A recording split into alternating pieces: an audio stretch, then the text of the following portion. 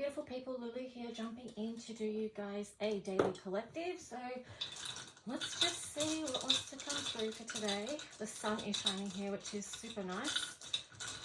So just going to get some numbers to start off. Okay, so we've got 18, we've got 7, and we've got 23. Wow, so with the 18 reduces down to 9. So that is also Mars energy here, and it does feel like we are in this time, like so much fire energy came out in the typed up reading that I put up in the community tab this rising. There was Sagittarius, and you know, we're in Leo season, so there's a lot of fire there. And Mars is in Gemini as well at the moment, so that links in with communication with number 23 here. And 23 reduces down to 5. So there is a lot of momentum, like moving us forward and helping us to let go of what we need to let go of. Not saying that that's easy, but it's a process. But then, you know, we're also extending ourselves and reaching forward. And this Mars energy gives us just that burst of energy and courage to do that fire walk, to move through whatever it is that we're moving through. And with the number 7 here, it's like, you know, it's so easy to get lost in these times. 7 is Neptune, which links to 12th house and Pisces.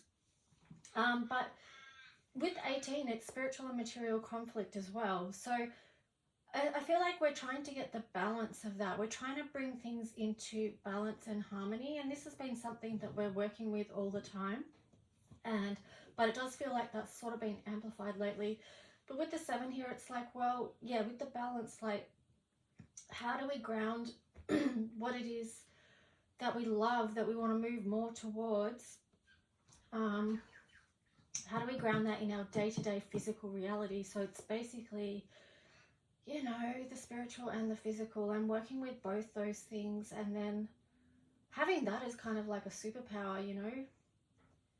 Not leaning too much into the material, not leaning too much into the spiritual, but trying to find that balance, and where we can just move more into our true authentic selves, speak our truth, create love, create the world that we want here. But let's just see, what tarot do we want to, oh, we'll go over here. Let's see. Sorry, I haven't fully decided what cards I want to use today. I kind of want to do something different, and I feel like, you know, instead of doing, sorry, always my voice. Instead of doing the same thing every day, try to do something different. So, start off with this one. So, what is the theme for today for the collective, please?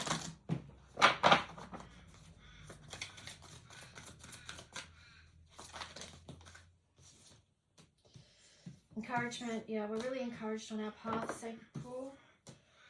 And then making a choice, okay? So it feels like we are deciding to do something, you know, that making the choice card in reverse there. It feels like we are deciding on something. We're deciding on to choose what is best for our soul, for our spirit.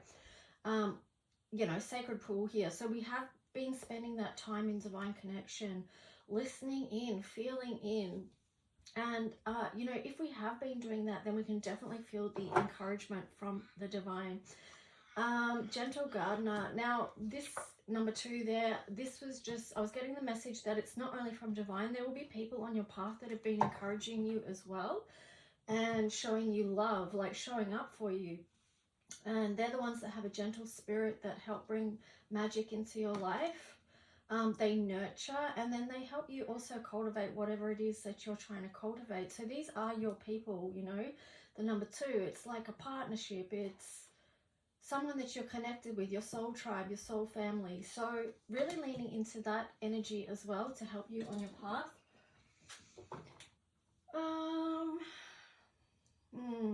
Awareness. So just split the deck, and we got awareness, devotion, and I'm going to grab this one as well, peace. Because really, you know, our souls do long for peace, but and that links in with balance. You know, us always trying to find that balance, what does bring us peace. And be devoted as well, this indifferent and passionate, because we are in Leo season, and Leo requires us to be in our strength, to be shining our light, to be showing up to the table. This is very much heart energy. It's fire. You know, it's passion, it's courage, it's strength. Yeah. It's also seeing the soul's truth. We've got awareness here, so that's foolish or conscious. So just, you know, try and make this, you know, sometimes we can be foolish in life and we do make decisions that aren't necessarily for our highest good or keeping us on our highest path. But having said that, there's actually no really wrong choice either, because anything that we choose, we are still learning from that thing, okay? For whatever reason, and we don't always get to know the reason we experience something until we're down the track a bit, okay? So sometimes life can be chaotic, which it is now, because we're in this huge time of transformation where everything is being changed, everything's being turned on its head. You know, our individual lives have been shaken up so much on so many fronts, and then also this is happening in the world, playing out all the time. And part of our challenge is to find the calm within the chaos. And how do we do that? We stay connected to the truth of who we are, and we stay connected to the sun, you know, our life force energy. So that's that.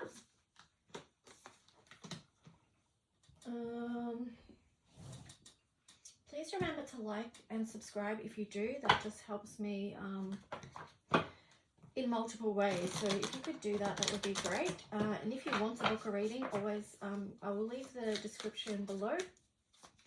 You can see how to do that. So here we've got the 9 of Pentacles in reverse. We've got the King of Swords. Okay, so this is a really strong message that's been coming through today about getting in alignment, right? So if your life is not feeling beautiful, because I've had the sun come out a couple of times in reverse today, so it is showing that a lot of people are really struggling, and I do feel like this week is going to be challenging on a mental front to stay in a good space.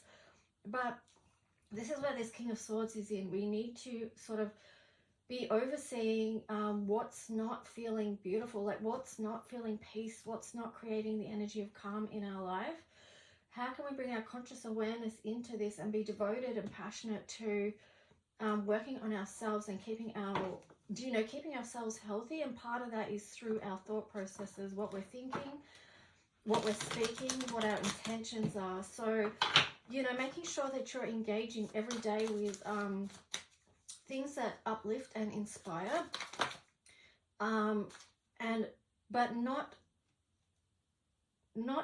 dismissing what you've got going on, like not spiritually bypassing the truth of your reality, but just doing a daily practice that will help you move more and more towards the energy of peace.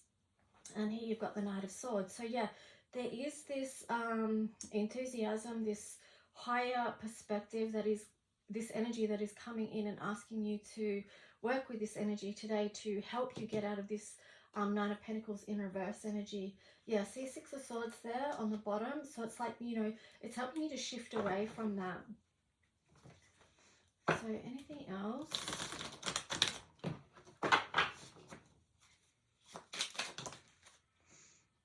Oh, Fortune Fairy in reverse. So yeah, again, I do feel like this is going to be very challenging energy for some people. Queen of Cups. Yeah, so part of the antidote to this is taking time within, because you've got the Queen of Cups there in reverse, and you've also got the Hermit.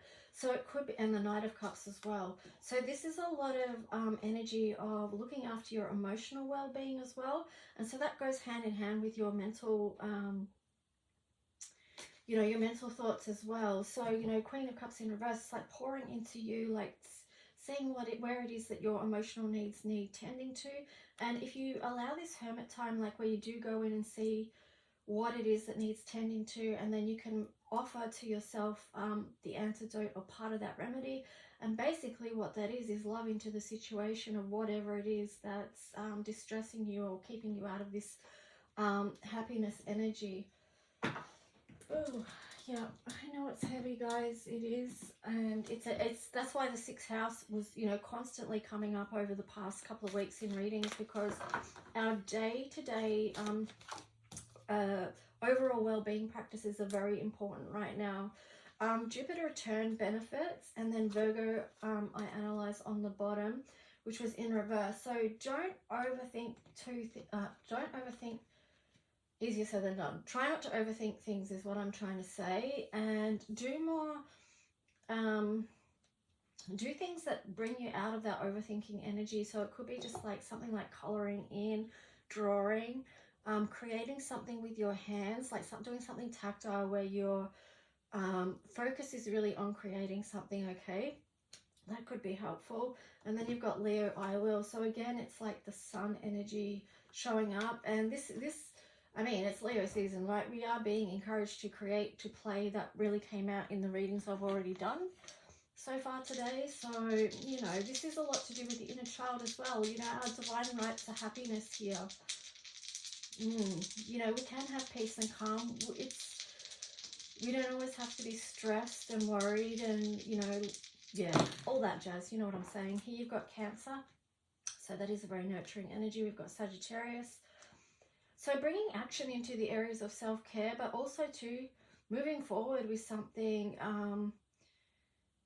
from a foundation of security. And it could be even to do with work, because you've got the 10th house there. But I feel like this is also about you and your connection to the world around you. So